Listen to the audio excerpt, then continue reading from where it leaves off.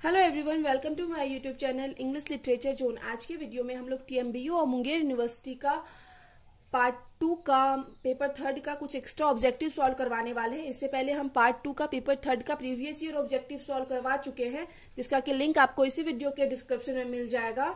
तो और ये मतलब प्रीवियस ईयर को छोड़ के जो कुछ एक्स्ट्रा ऑब्जेक्टिव होता है ना, वो सॉल्व करवा रहे हैं इस वीडियो में। ठीक है, ये टीएमबीयू और मुंगेर यूनिवर्सिटी के लिए काफी यूजफुल होगा। तो प्लीज अगर आप टीएमबीयू और मुंगेर यूनिवर्सिटी के स्टूडेंट हो तो प्लीज आप मतलब वीडियो जो है शेयर करो। और प्लीज अगर वीडियो आपके लिए हेल्पफुल होता है तो प्लीज आप लोग वीडियो को लाइक करना, चैनल को सब्सक्राइब करना और भी स्टूडेंट के साथ शेयर करना और कमेंट करके बताना वीडियो आपको कैसा लगा। तो वीडियो शुरू करते हैं। सबसे पहले हम मैकबेथ टॉपिक के बारे में डिस्कस करेंगे, जो कि पेपर थर्ड के लिए काफी इंपॉर्टेंट है ऑब्जेक्टिव पॉइंट ऑफ व्यू से। तो सबसे पहले देखते हैं मैकबेथ को जो लिखा गया है ना, वो 1606 से 1607 के बीच लिखा गया। इसको पब्लिश करवाया गया था फर्स्ट फोलियो ऑफ 1623, मतलब फर्स्ट फोलियो में 1623 में पब्लिश करवाया गया था। इसकी जो सेटिंग रखी गई है वो 11th सेंचुरी स्कॉटलैंड की सेटिंग रखी गई है। मैकबेथ 11th सेंचुरी के टाइम की सेटिंग रखी गई है, जो कि स्कॉटलैंड का सीन है।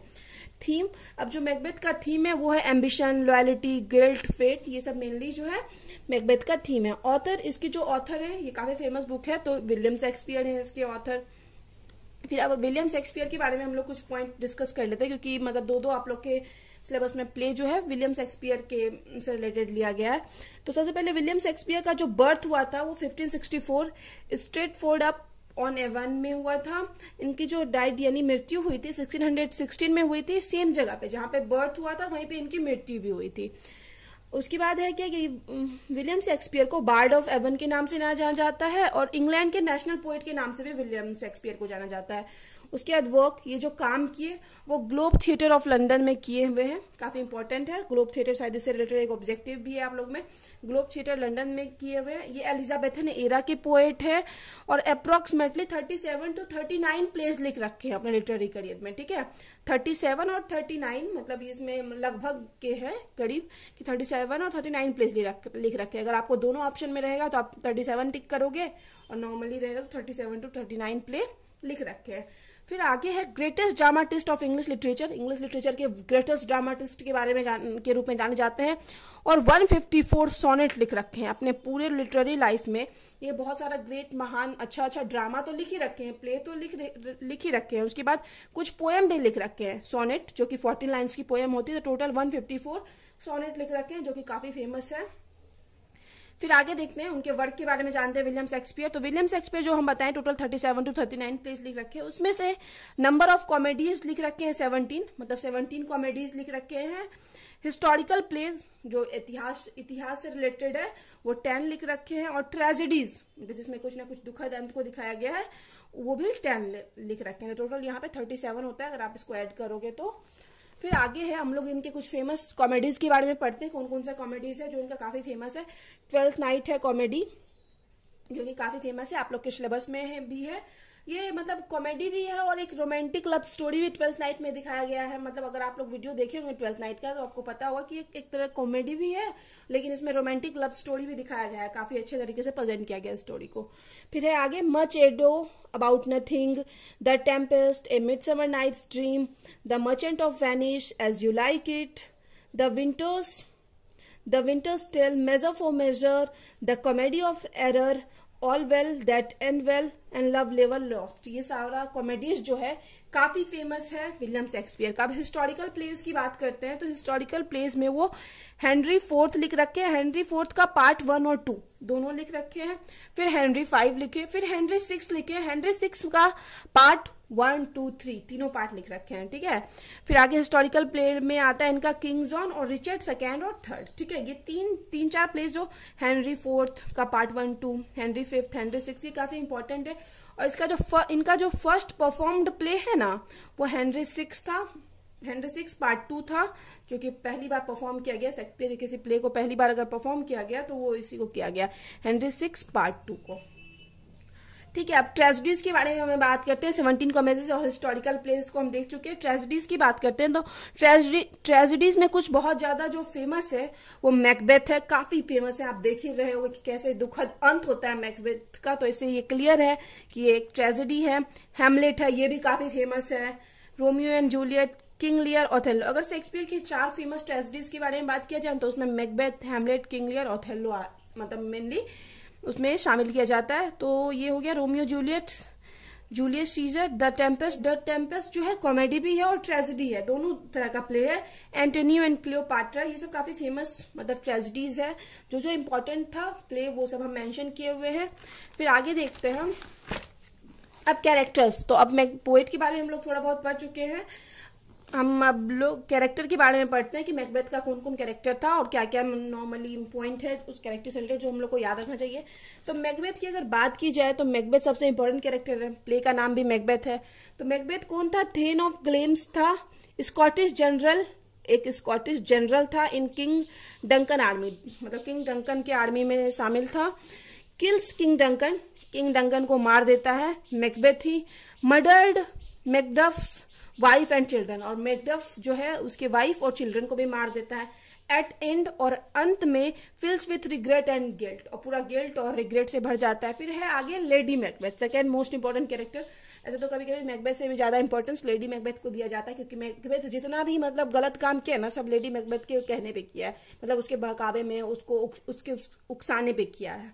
तो फिर आगे लेडी मैकबेथ के बारे में पढ़ते हैं। More ambitious and ruthless than her husband, ज्यादा एम्बिशियस रहती है और अपने हस्बैंड से भी ज्यादा, मतलब मैकबेथ से भी ज्यादा। स्लीप वॉक का बीमारी हो जाता है इसको, रात में चलने की आदत हो जाता है। At the end of the play के आखिरी आते आते। Dies in final act, final act में इसकी मृत्यु हो जाती है। सपोज सुसाइड, सपोज सुसाइड ऐसा माना जाता है, जो मतलब उनका जो मृत्यु हुआ वो सुसाइड के थ्रू हुआ ऐसा माना जाता है। Fourth which of the play, और प्ले की फोर्थ विच के रूप में भी जानी जाती है। मेनली मैकबेथ प्ले में तीन विच का जिक्र किया गया, 3 चुड़ैल का, लेकिन प्ले का जो फोर्थ विच है वो लेडी मैकबेथ को माना गया है। मैकडफ है तो मैकडफ जो था वो थेन ऑफ फीफे था, loyal to King Duncan, king Duncan के लिए काफी वफादार था। He first to discover Duncan's dead body, Duncan के मृत शरीर को देखने वाला पहला इंसान था। फ्लीज टू इंग्लैंड, और उसके बाद ये इंग्लैंड भी भाग जाता है। Full of grief and revenge, पूरा दुख से और रिवेंज से भरा पड़ा रहता है। उसके बाद एक सबसे मोस्ट इंपॉर्टेंट पॉइंट है, वो है a child of A caesarean birth, एक सिजेरियन बर्थ के थ्रू जन्मा हुआ एक चाइल्ड था मैकडफ।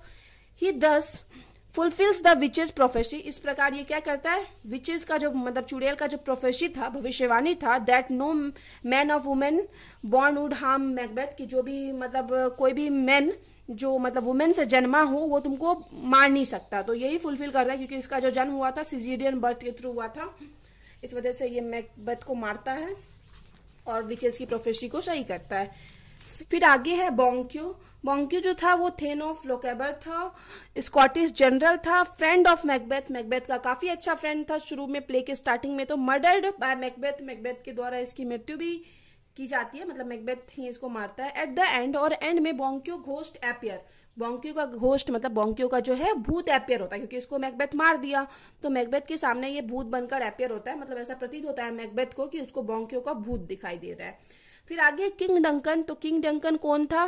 किंग ऑफ स्कॉटलैंड था, स्कॉटलैंड का राजा था किंग डंकन, जिनके यहाँ दोनों काम करते थे, बॉन्क्यू और मैकबेथ एज ए जनरल उनके आर्मी में काम करते थे। फिर मर्डर्ड बाय मैकबेथ, और इसकी जो मृत्यु होती है वो मैकबेथ के द्वारा की जाती है।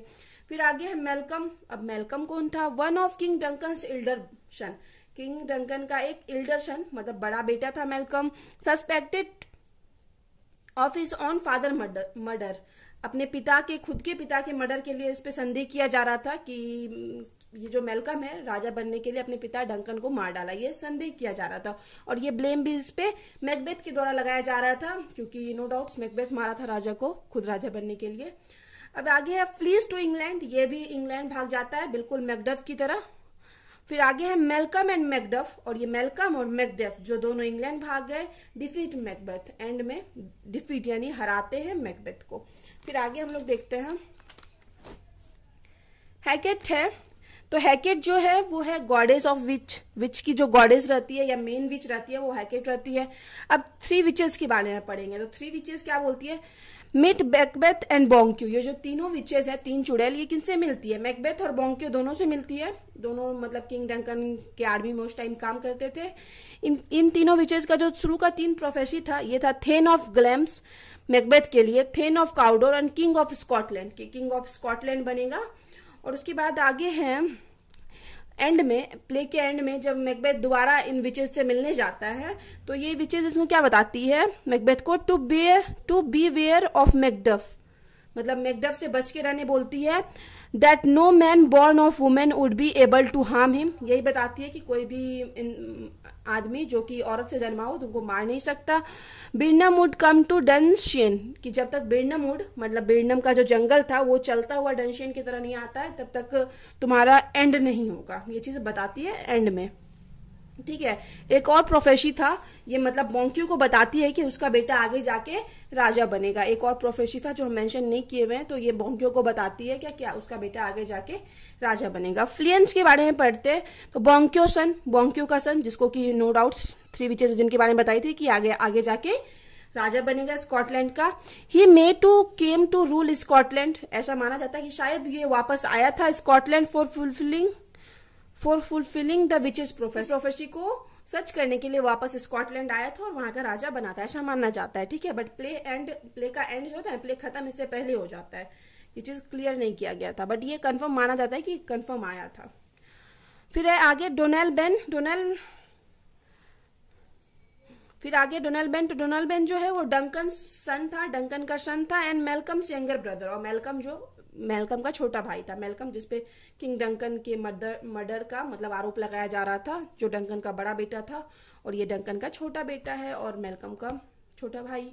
फिर आगे है पॉर्टर कौन था, drunken doorman of Macbeth castle, Macbeth के कैसल का ड्रंकन डोरमैन था, मतलब उसके दरवाजे पे रहता था तो वही डोरमैन है। फिर आगे हम लोग लव फॉर लव के बारे में पढ़ते हैं। लव फॉर लव भी काफी इंपॉर्टेंट है, इससे पहले हम बाकी सब प्ले के बारे में डिस्कस किए हुए इसी तरह। ठीक है, पेपर 4 के लिए भी, ये पेपर 3 के लिए। लव फॉर लव क्या है, रेस्टोरेशन कॉमेडी है, ध्यान रखिएगा। रेस्टोरेशन कॉमेडी क्या था ना, जो रेस्टोरेशन पीरियड में लिखा गया था, और जो रेस्टोरेशन पीरियड था वो 1660 से 1700 बीच के पीरियड को रेस्टोरेशन पीरियड कहा जाता है। और इस टाइम कॉमेडी ऑफ मैनर काफी फेमस हुआ था रेस्टोरेशन पीरियड में भी ही। फिर पब्लिश्ड, अब जो लव फॉर लव है उसको पब्लिश्ड 1695 में करवाया गया था। थीम, लव फॉर लव का जो थीम है वो love, gender roles, good government, sexual ethics, complications of sophisticated society, ये सब मेनली थीम है। ऑथर, इसके जो ऑथर हैं या राइटर हैं वो विलियम कनग्रीव है, मतलब जो लव फॉर लव है वो किसके द्वारा लिखा गया है, विलियम कनग्रीव के द्वारा लिखा गया है। फिर विलियम कनग्रीव के बर्थ की बात करते हैं तो इनका जन्म 1670 में हुआ था, इनका मतलब डेथ जो हुआ था 1720 में हुआ था। अब कुछ इंपॉर्टेंट प्ले के बारे में डिस्कस करते हैं, किसके, विलियम कनग्रीव के। तो सबसे पहला प्ले अगर हम बोलते हैं तो सबसे पहला प्ले जो था जो विलियम कनग्रीव लिखे हुए थे वो लिखे हुए हैं द डबल डीलर और द ओल्ड बैचलर। ये दोनों प्ले एक ही साथ मतलब एक ही साल में पब्लिश करवाया गया 1693 में। ठीक है, और जो 3rd नंबर का प्ले था वो लव फॉर लव था, 1695 में इसको पब्लिश करवाया गया। 4th प्ले था द मॉर्निंग ब्राइड, 1697 में पब्लिश करवाया गया। और the way of the world इनका 5th प्ले था। इस प्ले के अगर कैरेक्टर के बारे में बात करते तो इस प्ले का जो वैलेंटाइन और एंजेलिका है मोस्ट इंपॉर्टेंट कैरेक्टर है। मेन जो हीरो रहता है प्ले का वैलेंटाइन रहता है और एंजेलिका हीरोइन रहती है। तो वैलेंटाइन के बारे में पढ़ते हैं। हीरो ऑफ द प्ले का हीरो है लव एंजेलिका से प्यार करता है, एंड में ये दोनों शादी भी कर लेते हैं। इन डेप्थ और काफी कर्ज में रहता है क्योंकि इसको मतलब वैलेंटाइन को ना थोड़ा मतलब गैम्बलिंग का, ड्रिंक करने का आदत रहता है, तो इस वजह से ये काफी कर्ज में रहता है। आगे है एंजेलिका कौन है, ए ब्यूटीफुल यंग वुमेन, एक सुंदर औरत है।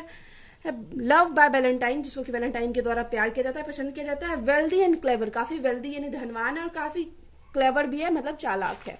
फिर आगे देखिए सर सैमसन की बात की जाए तो ये decided to disinherit his son Valentine, ये डिसाइड करते हैं कि अपने सन जो उनका सन है वैलेंटाइन, जो कि नो डाउट ड्रिंक करता है, गैम्बलिंग करता है, जुआ खेलता है, तो डिसाइड करते हैं कि उसको अपने मतलब संपत्ति से निकाल देंगे, उसको कुछ देंगे नहीं, ऐसा वो डिसाइड करते हैं। फिर एक जर्मी है, जर्मी कौन है, वैलेंटाइन सर्वेंट, वैलेंटाइन का सर्वेंट है। ट्रैपलैंड जो है one of Valentine creditor, Valentine का क्रेडिटर है, मतलब वैलेंटाइन को ये कर्ज देता है। तो ठीक है, ये चीज ध्यान रखिएगा क्योंकि कैरेक्टर से रिलेटेड बहुत क्वेश्चन पूछा जाता है एग्जाम में। फिर आगे स्कैंडल वैलेंटाइन का फ्रेंड है। बेन लीजेंड, ये भी इंपॉर्टेंट मतलब कैरेक्टर बार बार रिपीट होता है ऑब्जेक्टिव में। तो बेन लीजेंड जो है वैलेंटाइन्स का ब्रदर है। Who stands to inherit sir Samson estate, जो कि रेडी रहता है कि अगर वैलेंटाइन को निकाल दिया जाएगा, उसके पिता उसको संपत्ति में कुछ नहीं देंगे तो ये सारा कुछ इसका हो जाएगा। बेन लीजेंड याद रखिए वैलेंटाइन का भाई है। फिर आगे फोरसाइट जो एक फुलिश ओल्ड मैन, एक बूढ़ा ओल्ड मैन है, हैज ए यंग वाइफ, जिसकी एक जवान वाइफ रहती है, और एंजेलिकाज अंकल, ये एंजेलिका के अंकल हैं। फिर आगे है प्योर फोरसाइट, ये जो है whom Angelica's father want to marry, जिससे एंजेलिका के पिता शादी करना चाहते हैं। फिर आगे मिसेस फोरसाइट कौन है? फोरसाइट्स यंग वाइफ, फोरसाइट की यंग वाइफ, जिसके बारे में मेंशन किए हुए थे कि ये जो फोरसाइट है जो बूढ़ा है लेकिन उसकी वाइफ काफी यंग है, तो ये है मिसेस फोरसाइट। आगे हम लोग 12 नाइट के बारे में डिस्कस करते हैं, ये भी काफी इंपॉर्टेंट प्ले है पार्ट 2 के लिए। फिर है पब्लिश्ड, इसको जो पब्लिश करवाया गया 12th नाइट को 1602 में करवाया गया। सेटिंग, इसकी जो सेटिंग रखी गई है इलीडिया में रखी गई है। थीम, इसका जो मेन थीम है लव और एम्बिशन है, ठीक है, लव और एम्बिशन जो है इस प्ले का मेन थीम है। ऑथर, इसके जो ऑथर है वो विलियम शेक्सपियर हैं। और लव ट्रायंगल, इसमें दिखाया जाता है लव ट्रायंगल, मतलब 3 लोगों के बीच प्यार को दिखाया जाता है कि तीनों एक दूसरे को पसंद करते हैं, तो वो 3 किसके बीच में होता है? वायोला, ऑर्शिनो और ओलिविया। अब कैसे लव ट्रायंगल है?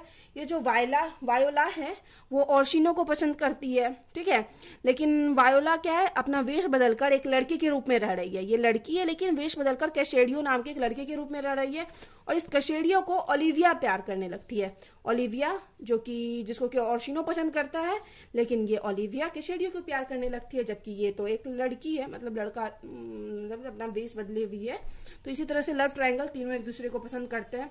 बट एट द एंड में क्या होता है, ये ऑर्शिनो और वायोला एक हो जाते हैं, क्योंकि इसके सामने ऑर्शिनो के सामने वायोला का सच आ जाता है कि ये एक लड़की है। और एट द एंड और ओलिविया को सेबेस्टियन मिल जाता है। सेबेस्टियन कौन है? वायोला का भाई रहता है, जो कि बिल्कुल वायोला की तरह दिखता है, मतलब ये वेश बदल के कैशेडियो जो बना ना, तो बिल्कुल कैशेडियो और सेबेस्टियन दोनों सेम दिखते हैं। तो ये एट द एंड ओलिविया वही सेबेस्टियन से शादी कर लेती है, जो वायोला का भाई है, ट्विन ब्रदर है, जुड़वा भाई।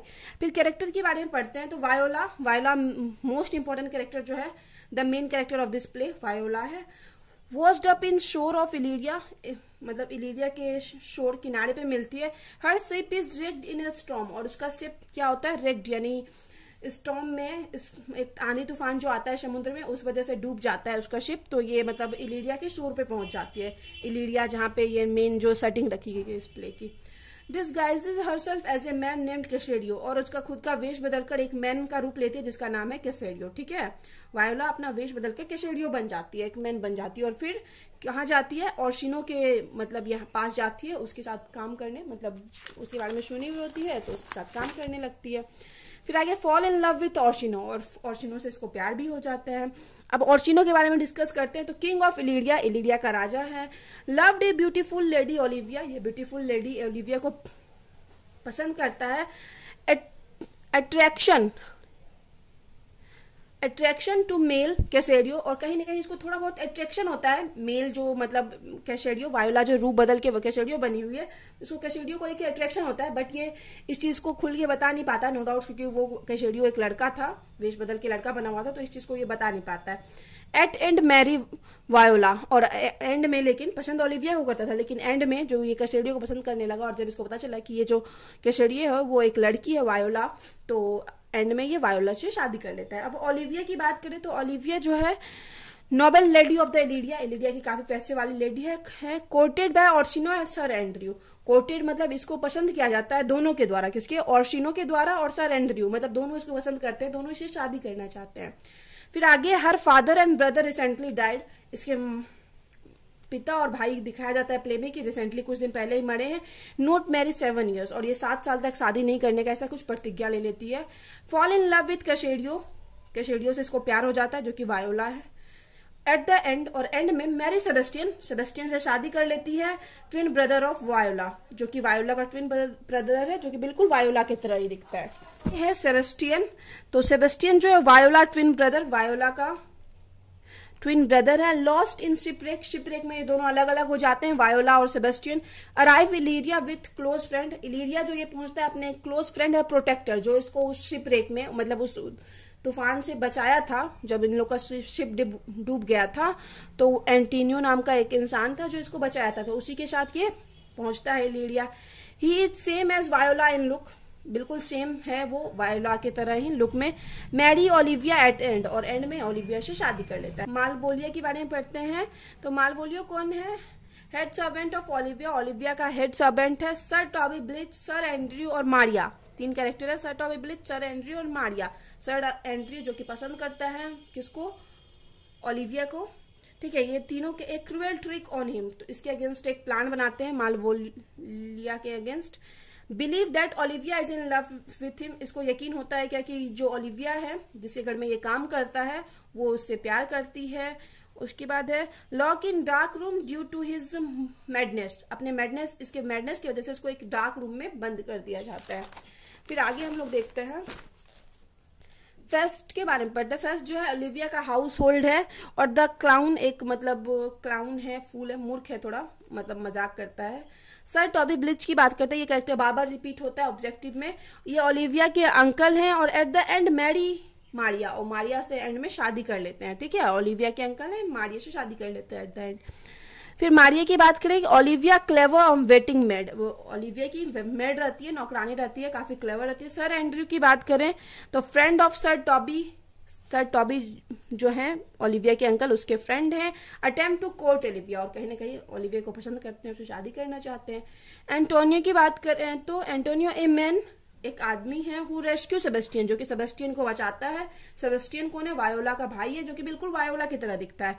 आफ्टर शिपरेक, उस शिप की दुर्घटना के बाद बचाता है। तो यहाँ पे ये तो प्ले से रिलेटेड खत्म हो गया। अब हम लोग मैकबेथ से रिलेटेड कुछ ऑब्जेक्टिव सॉल्व करते हैं, तो शुरू करते हैं। William Shakespeare was born in, William Shakespeare का जो जन्म हुआ था वो कब हुआ था, तो 1564 में हुआ था। The birth place of Shakespeare was, Shakespeare का जो बर्थ प्लेस था मतलब जन्म शेक्सपियर का कहाँ हुआ था, तो वो हुआ था स्टारफोर्ड ऑन एवन इन वॉरविकशायर, ठीक है। फिर है इन 1582 में शेक्सपियर मैरिड, शेक्सपियर किससे शादी किए, तो एक तो ये याद रखिए कि 1582 में शादी किए और उसके बाद एनी मैथवे से शादी किया। फिर आगे है when did Shakespeare die, Shakespeare की मृत्यु कब हुई, तो 23 अप्रैल 1660 में शेक्सपियर की मृत्यु हुई। फिर आगे है Shakespeare plays have been classified into 4 classes, Shakespeare के प्ले को 4 क्लास में बांटा गया है। मैकबेथ फॉल्स इन, तो मैकबेथ उस 4 क्लास में से 4 पीरियड में से किस पीरियड में आता है, तो 3rd पीरियड में आता है मैकबेथ को। अगर हम बात करें कि कब से कब तक का फर्स्ट पीरियड रहा, तो फर्स्ट पीरियड जो है ना वो 1588 से लेके 1595 तक का पीरियड फर्स्ट पीरियड रहा। सेकेंड पीरियड जो है 1595 से स्टार्ट होके 1601 तक रहा। फिर थर्ड पीरियड जो है वो 1601 से स्टार्ट होके 1608 तक चला, जिसमें कि मैकबेथ आता है। और फोर्थ पीरियड जो है 1608 से 1612 तक चला, ठीक है, ये भी ध्यान रखिएगा। फिर इन हिज ट्रेजेडीज, अपने ट्रेजेडीज में Shakespeare was influenced by, Shakespeare किससे इन्फ्लुएंस्ड थे, तो ग्रीक कॉन्सेप्ट ऑफ ट्रेजेडी, इससे शेक्सपियर इन्फ्लुएंस्ड थे। Macbeth is one of, Macbeth क्या है, ट्रेजेडीज, शेक्सपियर के ट्रेजेडीज है।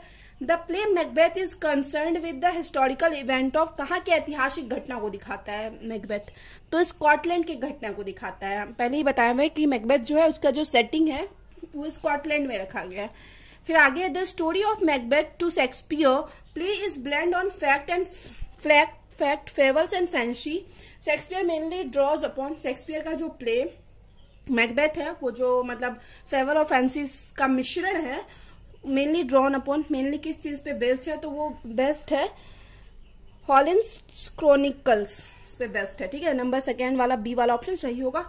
How are Malcolm and Donalbain related to King Duncan, king Duncan से कैसे रिलेटेड है मैल्कम और डोनाल्बिन, तो दे आर डंकन सन, वे दोनों डंकन के सन है। तो सबसे बड़ा बेटा जो है मैल्कम है, जो राजा बनने वाला था डंकन के बाद, और डोनाल्बिन जो है वो छोटा बेटा है।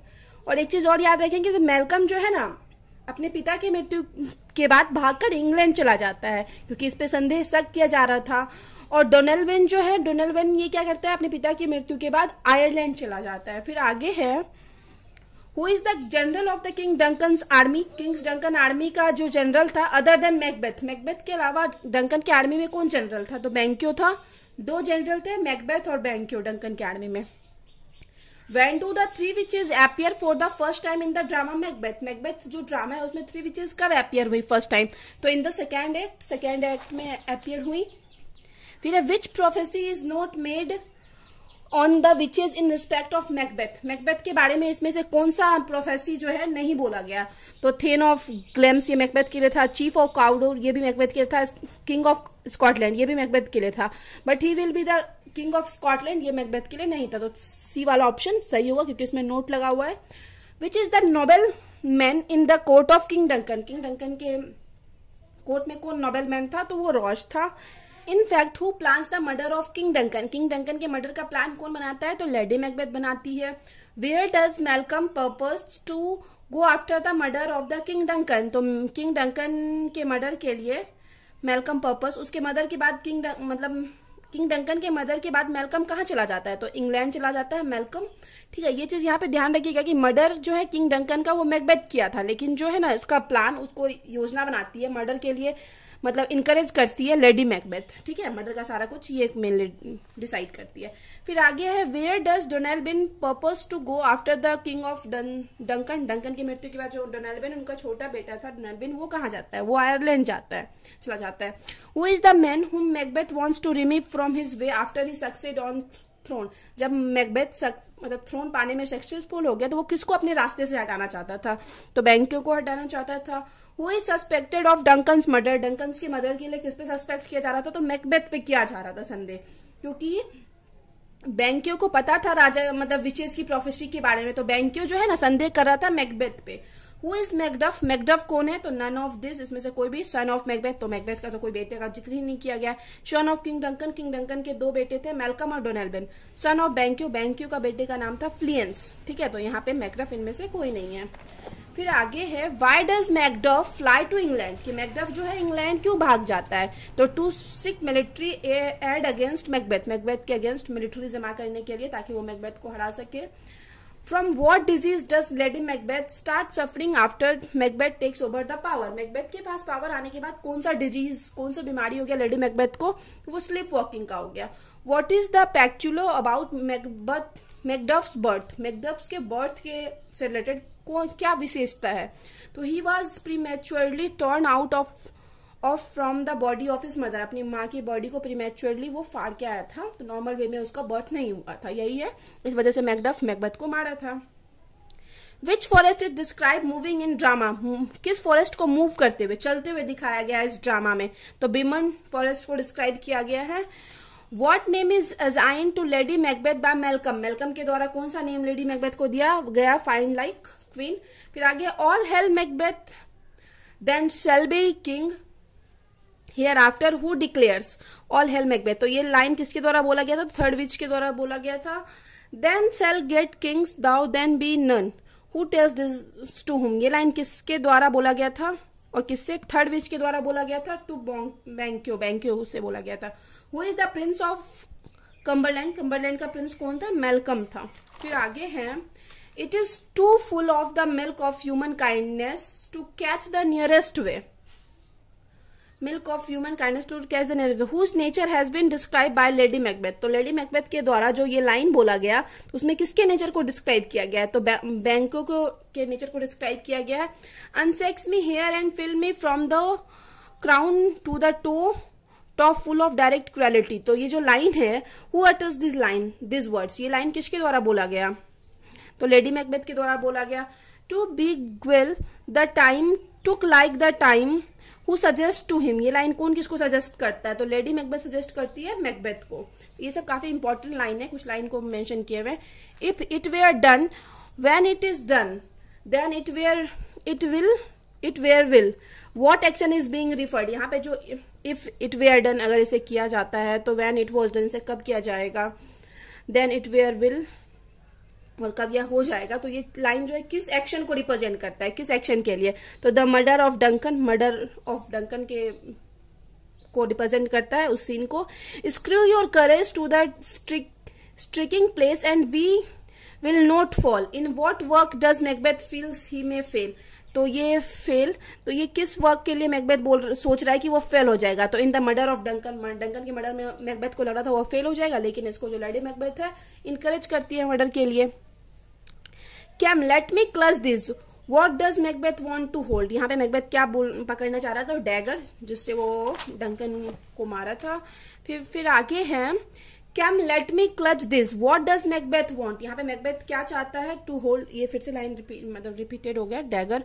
How many witch are there in the play, play में कितनी विच है तो 3 है। How many prophecies do they declare, उसमें कितना प्रोफेसी किया गया था तो 3 prophecy. Who was in the company of Macbeth when prophecy was declared, where declared, जब प्रोफेसी किया गया, भविष्यवाणी किया गया तो मैकबेथ के साथ कौन था तो बैंक्यो था।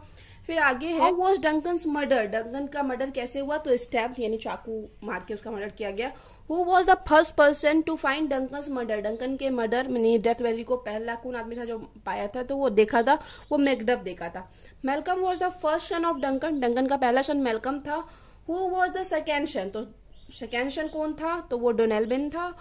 What did the son of Duncan do after the death of their father, अपने फादर के डेथ के बाद डंकन का बेटा क्या किया, run away to England and Ireland, वो लोग इंग्लैंड और आयरलैंड भाग जाता है। What was the fate of Banquo after Macbeth became the king of Scotland, जब ये जो स्कॉटलैंड का राजा बन जाता है मैकबेथ, उसके बाद बैंक्यो को क्या लगने लगता है कि he was murdered, कि उसका मर्डर कर दिया जाएगा। Who was Fleance, फ्लियंस कौन था तो सन ऑफ बैंक्यो, बैंक्यो का सन था फ्लियंस, ध्यान रखिएगा। फिर आगे व्हाट हैपेंड टू फ्लियंस, अब फ्लियंस के साथ क्या होता है, ही एस्केप्ड, वह भी भाग जाता है। Where does Macbeth see the ghost of Banquo, Banquo के घोस्ट को मैकबेथ कहाँ देखता है तो बैंकेट हॉल में देखता है, और उसके बाद ये पागल जैसे रिएक्ट करने लगता है तो इसको लेडी मैकबेथ शांत करवाती है। When Macbeth is frightened to see the ghost who is called him, जब वो मतलब घोस्ट को देख के, बैंक्यो के घोस्ट को देख के डर जाता है तो who is calls him, कौन उसको डांट के शांत करवाती है तो वो लेडी मैकबेथ करवाती है। There is comfort yet they are assailable, who are assailable, तो यहाँ पे किसके assailable यानी मरने की बात की गई है तो बैंक्यो एंड फ्लियंस की गई है, बैंक्यो और उसके बेटे फ्लियंस की। बैंक्यो कौन था, मैकबेथ का फ्रेंड है, राजा डंकन के आर्मी में था, ये भी मैकबेथ के साथ। Here is the smell of a blood skill, who utters these words, किसको ब्लड का स्मेल आ रहा था, जिसको लग रहा था कि उसका हाथ ब्लड से रंगा हुआ, तो ये सब चीज फील हो रहा था लेडी मैकबेथ को, जिसके बाद वो पागल जैसे बिहेव करने लगती है। In which scenes and act does Macbeth comes to know about the death of Lady Macbeth, Lady Macbeth के डेथ के बारे में किस सीन से पता चलता है मैकबेथ को, सीन्स 5 एक्ट 5 में। अब आखिरी है इन विच एक्ट, किस एक्ट में, एंड सीन्स और किस सीन्स में डज मैकबेथ डाई, मैकबेथ की मृत्यु होती है, तो एक्ट सीन्स 8 और एक्ट 5 में मैकबेथ की मृत्यु हो जाती है। और ये भी ध्यान रखिएगा कि मोस्टली जो है ना शेक्सपियर के प्ले में 5 ही एक्ट होता है, मोस्टली 5 एक्ट का यूज किया जाता है ज्यादातर शेक्सपियर के प्ले में। ट्वेल्थ नाइट, अब ट्वेल्थ नाइट के बारे में पढ़ेंगे, ये भी शेक्सपियर का ही प्ले है। तो what kind of play is twelfth night, twelfth night किस तरह का प्ले है, तो कॉमेडी और रोमांटिक भी है, बट इसमें सिर्फ दोनों एक साथ नहीं है तो हम मेनली कॉमेडी के टिक करेंगे। To which period of Shakespeare dramatic career does this play belong, किस करियर पीरियड से बिलोंग करता है ट्वेल्थ नाइट जो है विलियम शेक्सपियर के, तो ये सेकेंड पीरियड से बिलोंग करता है, थर्ड पीरियड से मैकबेथ करता है, सेकेंड से ये करता है। यहाँ फिर से हम शेक्सपियर के फेज को लिखे हुए, फोर्थ फेज को। How many leading women characters are there in the play, play में कितनी main characters, women main characters थी तो 2, ट्वेल्थ नाइट में 2 मेन कैरेक्टर्स थी, कौन कौन, वायोला और ओलिविया। फिर आगे who is the central character of the play, play का मेन सबसे कैरेक्टर कौन है तो वायोला है। Which name does Viola take in her disguise, Viola जो है अपना वेश बदलने के बाद कौन सा नेम लेती है तो कैसेरियो का नाम रखती है खुद का वेश बदलने के बाद। Whom does the serve as a page, as a page किसकी सेवा की duke. What is the name of Viola's brother, Viola के ब्रदर के क्या नाम है Sebastian. Which is the mistress of Maria, Maria की मिस्ट्रेस मालकिन कौन है तो ओलिविया है, मतलब ओलिविया की नौक अच्छी मेड रहती है Maria. Whom does the duke love, duke किससे लव करता है तो ओलिविया से करता है। Whom does he marry in end, और एंड में लेकिन शादी किससे करता है तो वायोला से करता है। Where does Viola arrive with the captain and sailor, captain जो कि वायोला को बचाया था उस मतलब तूफान जो आया था समुद्र में, तो वो फिर अराइव, वो लोग कहाँ पहुंचते हैं तो इलीरिया पहुंचते हैं। Why is Olivia sad, Olivia sad क्यों है तो हर ब्रदर हैज डेड, क्योंकि उसके भाई की मृत्यु हो चुकी है, भाई और पिता मतलब ब्रदर और फादर दोनों की डेथ मृत्यु हुई है, लेकिन इसमें सिर्फ भाई का मेंशन किया हुआ था तो वही लाइन हम ठीक करेंगे। Who is the uncle of Olivia, Olivia के अंकल कौन है तो सर टॉबी ब्लिच, ये बार बार क्वेश्चन रिपीट किया हुआ है ऑब्जेक्टिव में भी। He is as tall a man as any in Illyria who is referred to in this line, ये लाइन किसके बारे में बोला गया, तो सर एंड्रयू के बारे में बोला गया। O you are sick of self love, who is referred to in this word, इस वर्ड में किसके बारे में बोला गया, मालवोलियो के बारे में बोला गया। Who is befooled and put to the dark room, किसको मूर्ख बनाया गया, उसके बाद उसको डार्क रूम में अंधेरे कमरे में बंद कर दिया गया, मालवोलियो के। हाउ इज मालवोलियो बिफुल्ड, कैसे मालवोलियो को मूर्ख बनाया गया, थ्रू ए लेटर, एक लेटर के जरिए, return on behalf of Olivia, जो ओलिविया की तरफ से उसके लिए लिखा गया था, जो कि ओलिविया ने लिखी थी। Who did false a letter of Olivia, Olivia का जो जाली लेटर कौन मतलब रेडी की थी, तो वो मारिया की थी। ओ दाउ डिजेंबलिंग कब, who is the speaker of this words, ये वर्ड किसके द्वारा यूज किया गया था, तो ओर्शिनो के द्वारा यूज किया गया था। Who has been referred to in the above words, इस वर्ड में किसके बारे में मतलब बोला गया था, तो कैजेडियो के बारे में बोला गया था, ठीक है, और शिनो बोला था कैजेडियो को लेके। फिर आगे हम लोग द मेयर ऑफ कास्टरब्रिज के बारे में पढ़ेंगे। तो द मेयर ऑफ कास्टरब्रिज के बारे में पहले हम डिस्कस किए हुए थोड़ा सा, इसके ऑथर कौन है, तो ये चीज ध्यान रखिएगा, थॉमस हार्डी हैं, जो कि विक्टोरियन पीरियड से बिलोंग करते हैं। ये पेपर 4th का बुक है, the mayor of कास्टरब्रिज।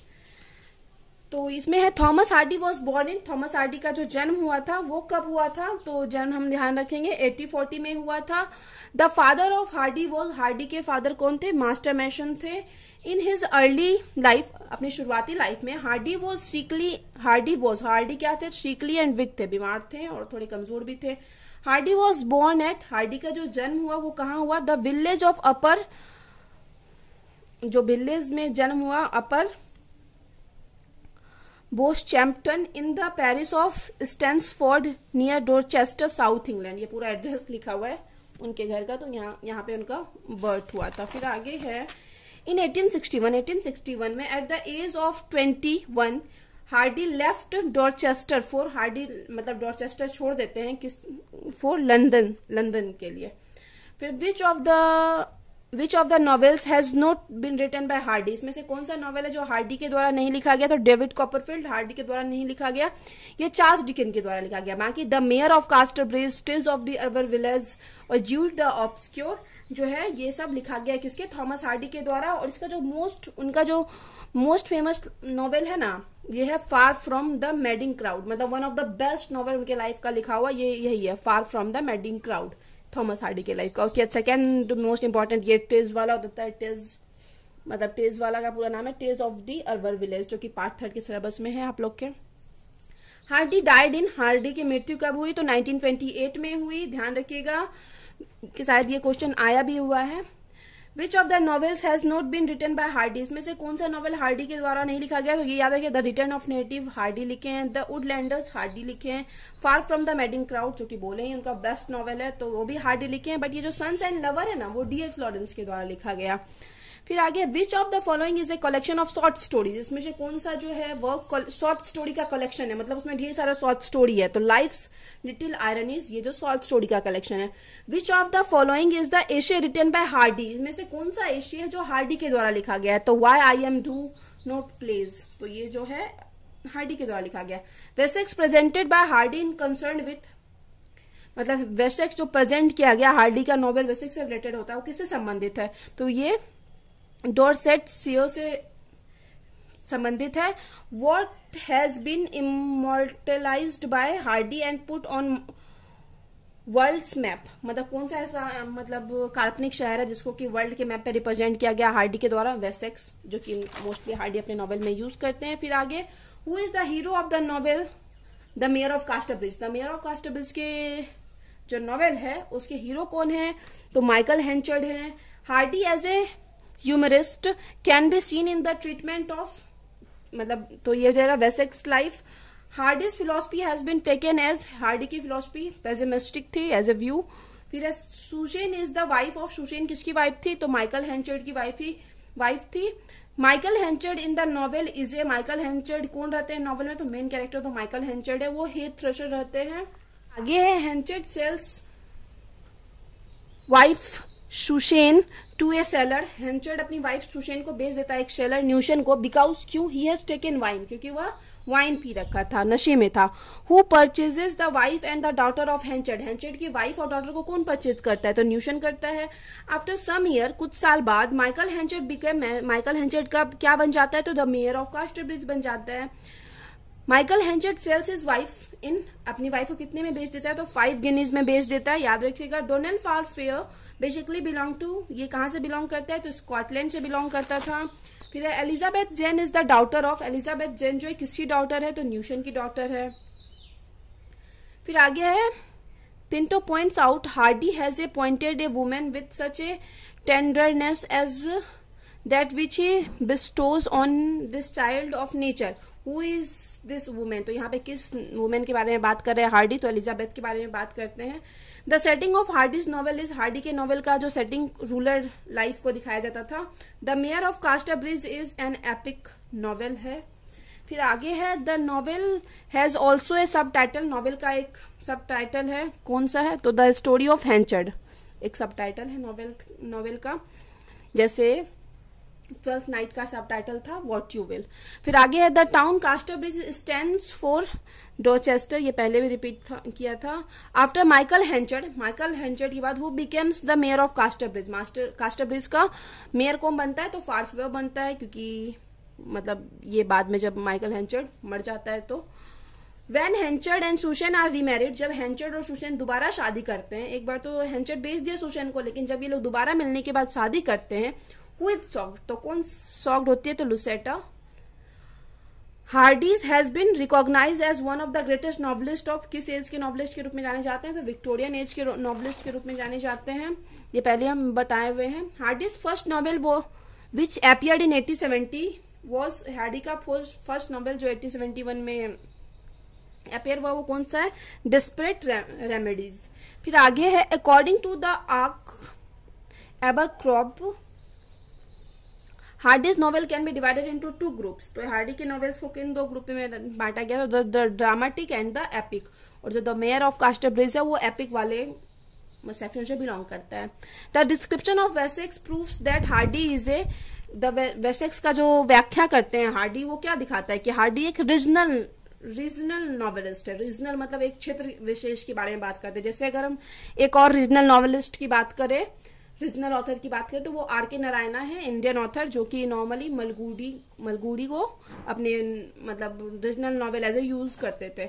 The minor character of Hardy are, Hardy का जो माइनर कैरेक्टर, छोटा कैरेक्टर है, वो रूलर कैरेक्टर होता था। फिर आगे, Susan is reunited with Henchard after, Susan जो है हेंचर्ड से दोबारा मिली कितने टाइम के बाद? 18 ईयर्स, 18 साल के बाद।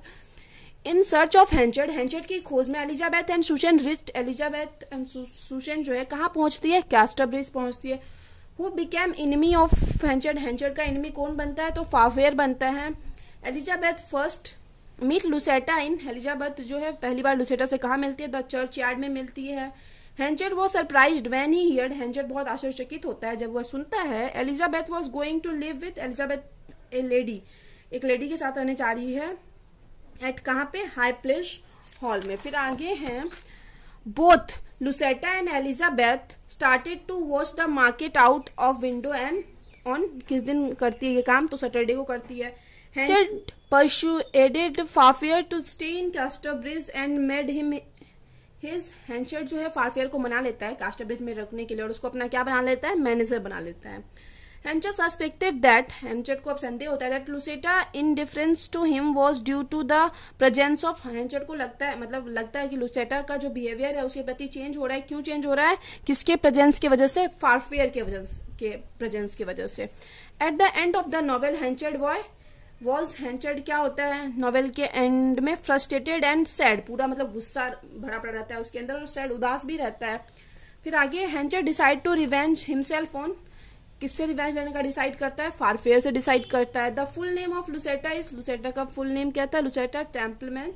फिर who was deeply affected by the physically beauty of Lucetta, Lucetta की फिजिकली ब्यूटी से कौन अफेक्टेड था? तो दोनों अफेक्टेड थे, हेंचर्ड और फारफेयर दोनों पसंद करते थे लुसेटा से, दोनों का अफेयर था लुसेटा से एक time. The title of the novel is concern with, किससे जुड़ा हुआ है? तो माइकल हेंचर्ड से जुड़ा हुआ है, मेन कैरेक्टर यही है, और इसी को यही जाके आगे द मेयर ऑफ कास्टरब्रिज बनता है, तो मेनली इससे जुड़ा हुआ है नॉवेल का टाइटल। फिर आगे what happened to Farfrae at the end of novel के एंड में फारफेयर के साथ क्या होता है, he becomes mayor of Castervilles, वो कास्टरविल्स का मेयर बन जाता है। What happens to Henchard at the end of the novel, novel के एंड में हेंचर्ड के साथ क्या होता है, तो हेंचर्ड डाइज, हेंचर्ड मर जाता है नॉवल के अंत में। तो एक चीज और याद रखिएगा, ये फारफेयर तो मेयर ऑफ कास्टरविल्स बन गया, हेंचर्ड मर गया, और हेंचर्ड की जो वाइफ थी सुशन वो भी मर जाती है, लुसेटा, जिससे फारफेयर का अफेयर हो जाता है, बाद में ये लोग शादी भी करते हैं तो लुसेटा भी मर जाती है। एंड में बचता है न्यूशन की बेटी एलिजाबेथ और फारफेयर, तो न्यूशन की बेटी एलिजाबेथ और फारफेयर दोनों शादी कर लेते हैं और इस तरह से नॉवेल का एंड हो जाता है। तो यहाँ पे वीडियो खत्म होता है। वीडियो अगर आपके लिए हेल्पफुल है तो प्लीज आप लोग वीडियो को लाइक करना, चैनल को सब्सक्राइब करना और कमेंट करके बताना वीडियो आपको कैसा लगा, और प्लीज आप लोग TMBU मुंगेर यूनिवर्सिटी वाले स्टूडेंट के साथ वीडियो शेयर भी करना है। तो मिलते हैं नेक्स्ट वीडियो में नेक्स्ट टॉपिक के साथ।